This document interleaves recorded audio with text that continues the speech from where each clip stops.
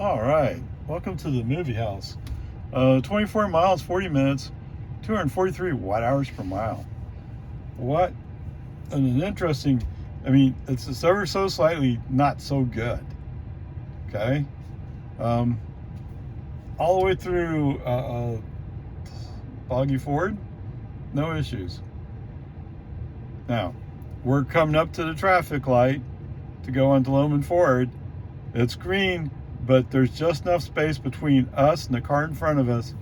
The light turns red. And that's because FSD likes going slower.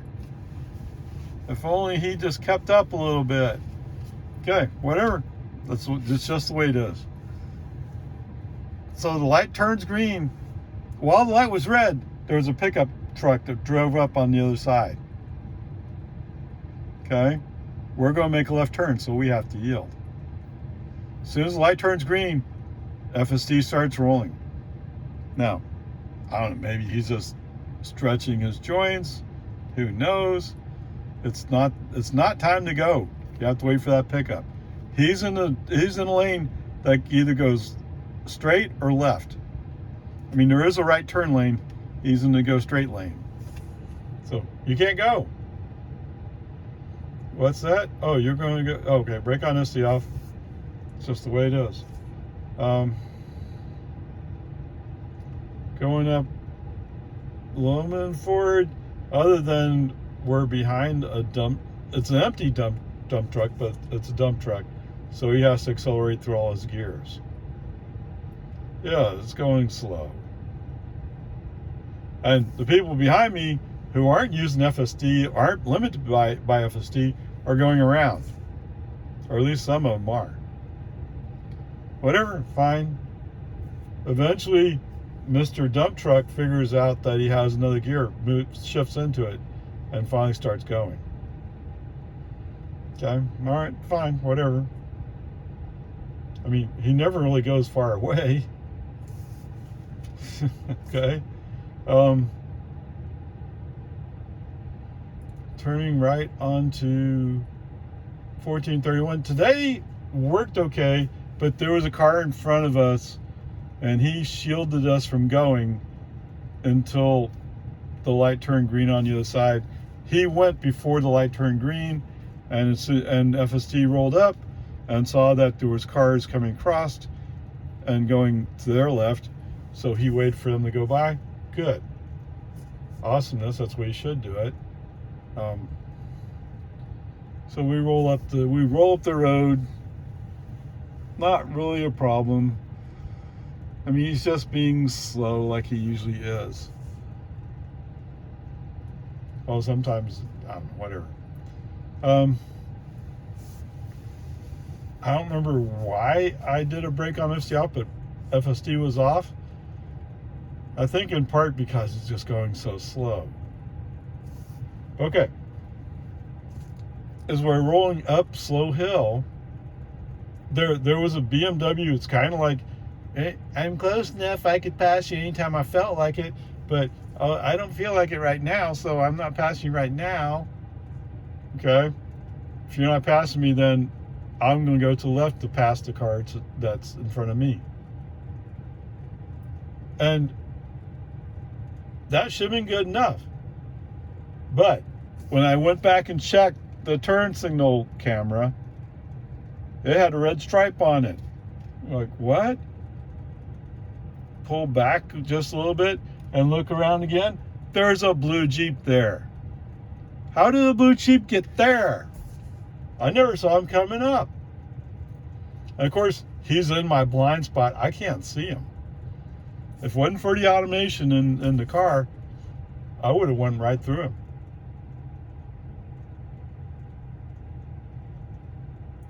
It's never good to stay in somebody's blind spot. Now, I personally, yes, I will do that from time to time, but usually they should have seen me coming up. Though, how am I going to see this guy coming up? Okay? And, when you're passing somebody, you should be looking up to see what they're dealing with, to give you a clue what to expect. My guess is this Jeep had no clue to look ahead, had no clue that I might swing into the lane. And once I did swing in the lane, they were hanging way back. Yes, you almost got wrecked, didn't you?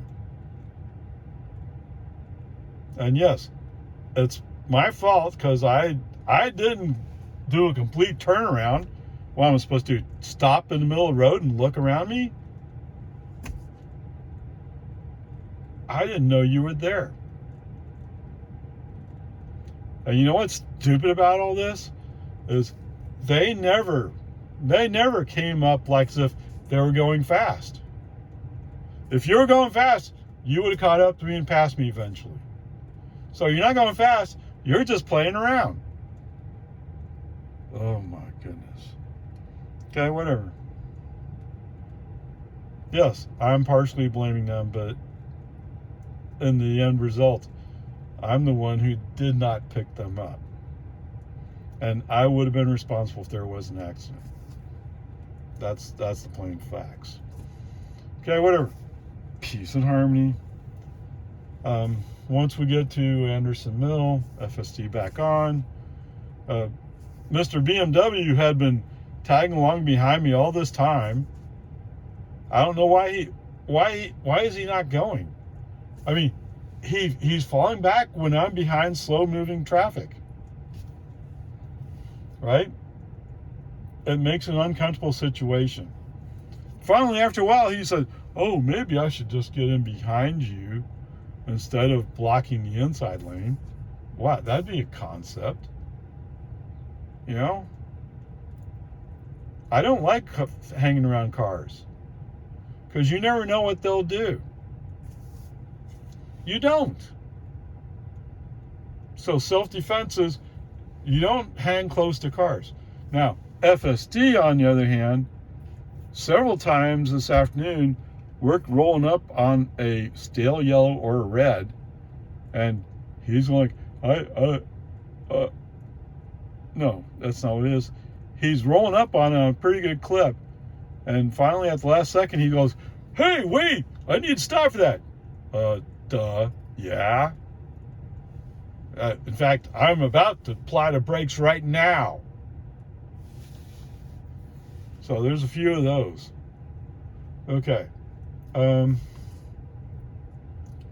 Is there anything else? So Mr. BMW finally does pass me when I'm behind a slow-moving car.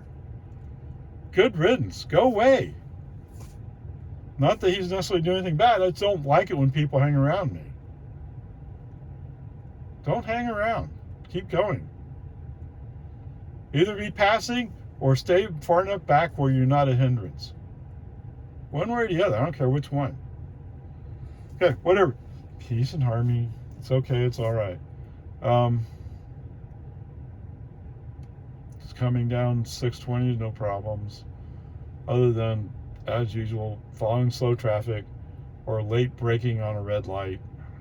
But other than that, it's fine. However, because of an almost accident, in this case, it's the automation who helps save the accident. Although I was already halfway into that lane. Right?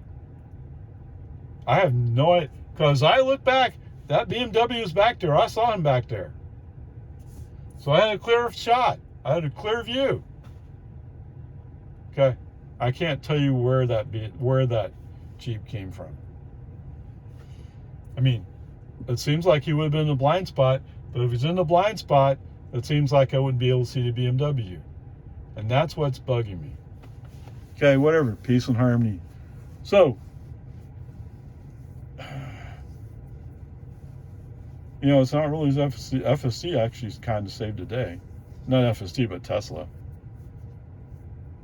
And FSD wasn't running at that moment. So otherwise, hey, you got to beat it so far. There you go. Onward, upward charge. All right. Welcome. Back home again. 24 miles, 46 minutes, 215 watt-hours per mile. What is it? It's 5:14.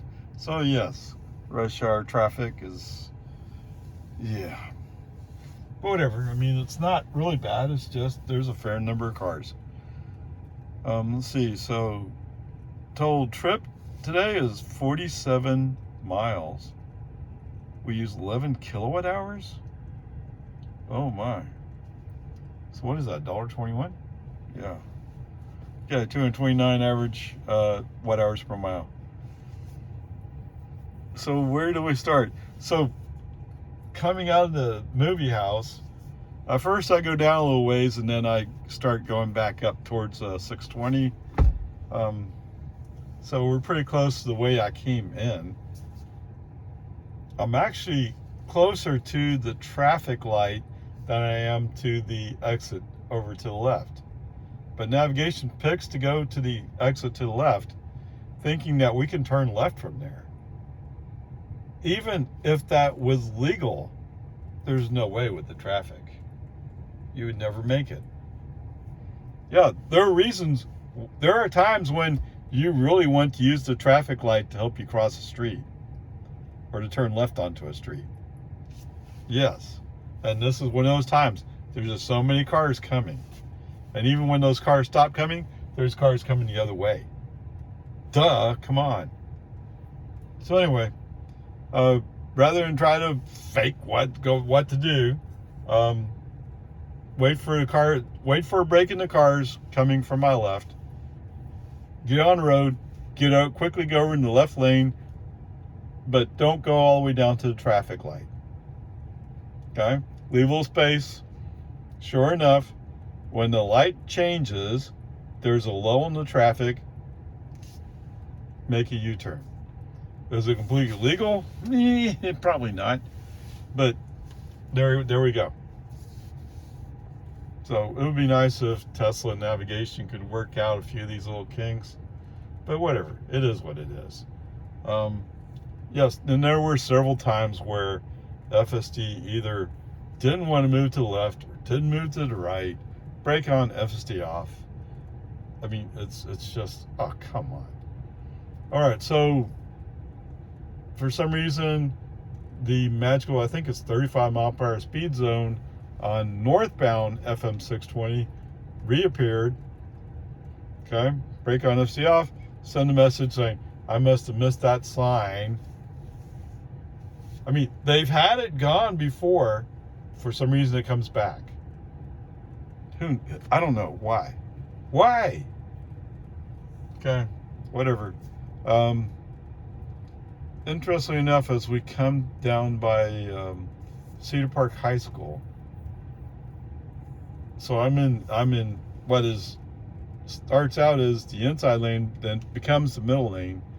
There's a van, Cothran's, I think, who needs to desperately get over and decides that his best solution is to kind of cut me off, leaving it up to me to figure out what to do. Fortunately, that inside lane just opened up. Move over there. The stupid thing is, once I move into that lane, oh, guess where he's going? He's following me. Really? I thought you were going too fast, dude. Okay, whatever. What do you want? It's Cothran's.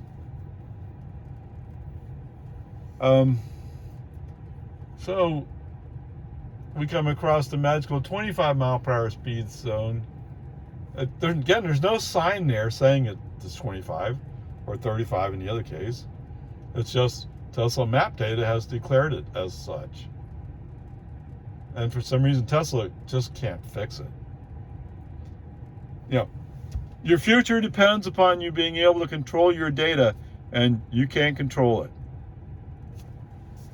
I got bad news for you, Elon. You're going to fail unless you figure it out. Maybe if you stop making everybody nervous about their jobs, they could focus on getting it done. What? Oh, I can't do that. Yeah. Okay, whatever. Come up on 1431. So Mr. Cothran somehow finds a way to round me. Just as we come up to 1431, he says, in the outside lane, I go to the inside lane. But what was the point of passing if you're not going to keep your position? Stupidity. Anyway, we go down 1431. A park ranger is up in front of me. You could tell it's a Travis County police officer by the or whatever you want to call them, by the brake lights they put at the top of the just under the top of the car, the roof line. Anyway, whatever. For some reason, everybody's turning up to Sarah or something. I don't know. All of a sudden, cars behind me just disappear. Well, to a large extent. Not completely, but to a large extent. And so I do have a car behind me as I come up on the traffic light in Jonestown. But they're not going to pass me, so no problems. Just go through.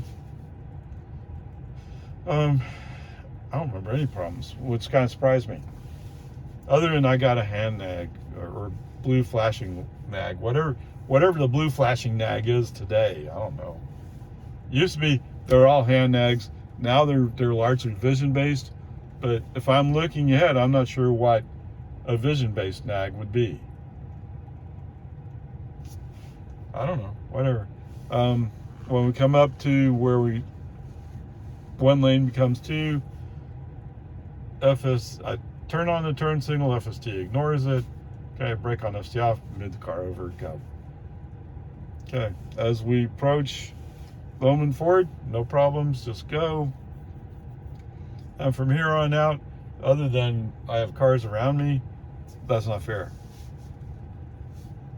Yes, the Lindbergh Lane turn signal's back. I don't know why is this so difficult? I mean, first of all, why are you signaling right turn when you're going to go straight? Now, is it exactly straight? No, we're curving slightly to the right and then slightly to the left. Okay, I'll give you that. But we're not turning. I mean, not only is there Lindbergh Lane, there are other places where I might turn right at or might pull into. So put on your right turn signals, just plain stupid. Stupid. Okay, whatever.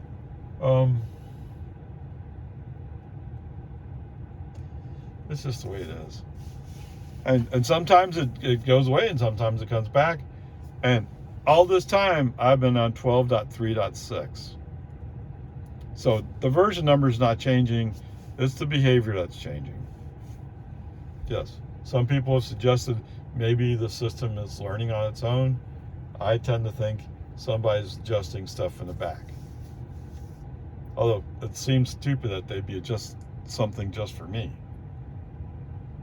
Okay, but I did park in my driveway today, so there's the good news. You know, it's like I always say, there's so much here that's good.